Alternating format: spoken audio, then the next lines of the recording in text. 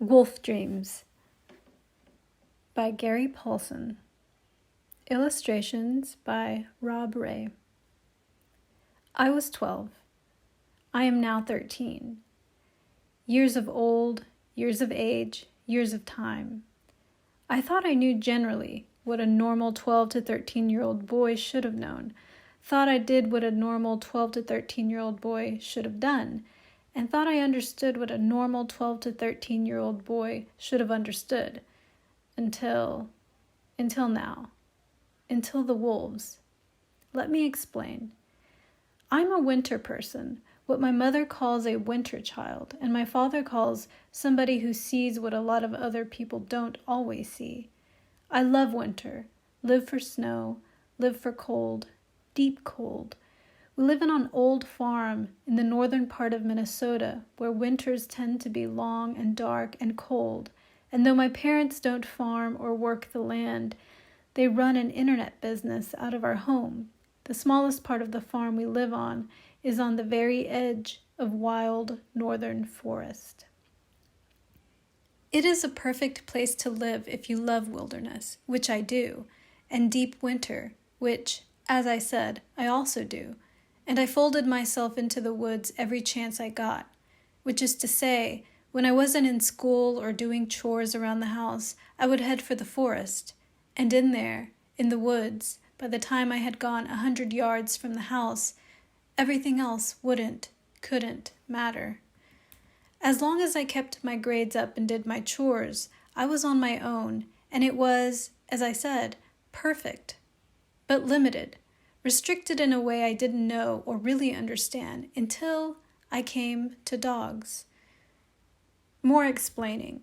I have the longest bus ride of any school district in the United States, 2 hours each way, and most of that time I'm alone on the bus and I use the time to do my homework and read, mostly books about wilderness or winter survival. And on one ride in late November there was a new boy on the bus. He and his family had just moved down from Alaska and they ran and raced sled dogs. I like dogs, have always liked them, but never thought of running them in front of a sled. Somehow it just didn't seem to fit with the way I like to be in the woods. But this boy, name of Billy Dahlgren, asked me if I'd like to see the dogs and sleds and how it all worked. So I stopped at their house on a Friday, called home to ask and get permission from my parents to spend a night or two at the Dahlgrens, and in 1.5 days changed my whole life. I had never run a dog sled, or ridden on one, or even seen one except in films or television shows. And they harnessed up 4 older dogs that they didn't race any longer to a light sled, aimed the dogs down a trail they said was a 20-mile loop that the dogs would run by memory, told me that G was the command for right and Ha the command for left if I needed to turn, told me to hang on tight and pulled a quick-release snap tied to a tree. There was some kind of a fur-covered explosion in front of me, and I was suddenly whipping through the woods at 20 miles per hour. The dogs initially screamed and barked to go, and there seemed to be a kind of manic insanity to it that infected the whole kennel, and me, with something close to a panic. It all seemed insane, and for a mile I don't think I saw or did anything but hang on and want to live. But as soon as the sled started to move, the dogs grew silent. It turns out they never make a sound while they run, and in a mile or so they settled down to a more controlled run, and then a trot, and we wound our way through the forest on a trail down along a frozen river, up a smaller frozen creek, away and up a hill into and through some huge white pines. It was late in the day when we started, and it began to get dark, but there was a full moon already up, and the snow caught the light and made a soft blue-white glow all around. The pines became a kind of cathedral, and we moved not past the light and the trees, but through them, the dog's breath coming in white woofs that made a soft steam cloud over and down their backs, hiding them, so that I seemed to be pulled up a moonlit hill by a vapor ghost, with the white moonlight not just over us and around us, but in us, part of us. And I thought, oh. and then, oh my, and then, oh my God. And it wasn't swearing, but a kind of praying, a soft whisper prayer of thanks because someone had to be thanked that such a thing, such a moment, such a beautiful, single, incredible moment could exist, and that I could see it, know it, be in it. A dance in the moonlight, and if that were it, were all of the whole run and whole night and the whole time, it would have been enough, would have been all I needed to change my life. But we crowned the hill in the soft, all-around light of the night and slipped down the backside, winding through the trees onto a large frozen lake, slid out on the snow-packed surface of the lake, and were suddenly not alone. From the side of the lake, out like night ghosts, moon ghosts, came wolves, timber wolves, there but almost not there to see in the moonlight, silent, drifting out of the trees onto the lake, there to see and then not see, gray in the silver-white light until they were running next to the team, first off, then close and closer.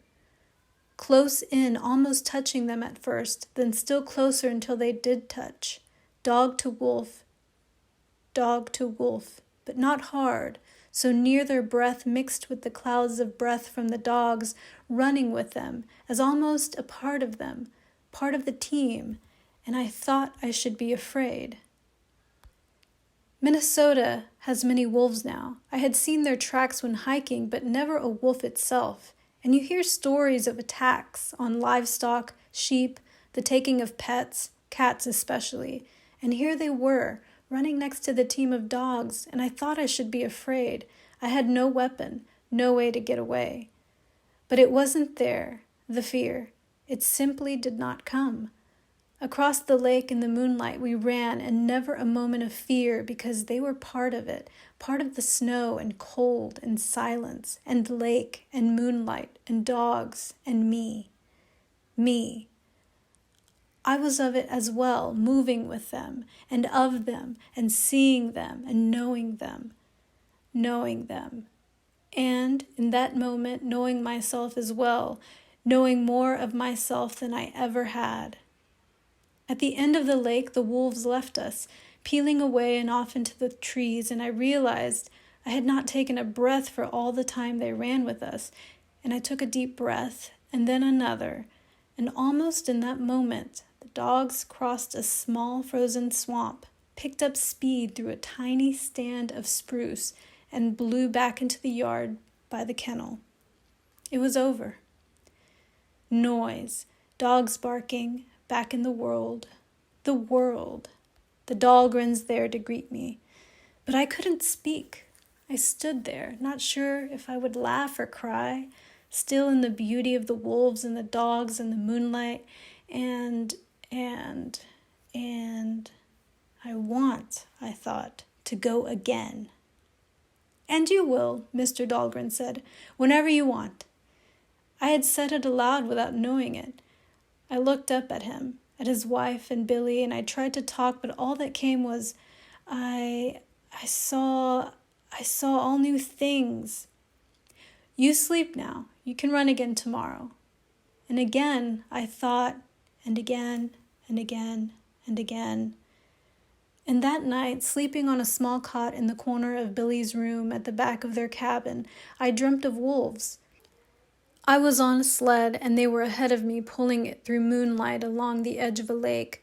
Not dogs, but wolves. And they were not attached to the sled, but it moved somehow, so it followed them, pulling me with it, on it, with them as they ran. And they said to me, not in words, but in thought words, they said the old proverb that a man can never see the same river twice, that when he looks a second time, the river has moved, and so has he. And so, the wolves said, it was always new, and that life was that way, always new. And that I was 13 now, and had seen this beauty, this incredible thing, and that I would never be there again, never be 13 again, never see the same thing I had seen and done with the dogs and wolves again.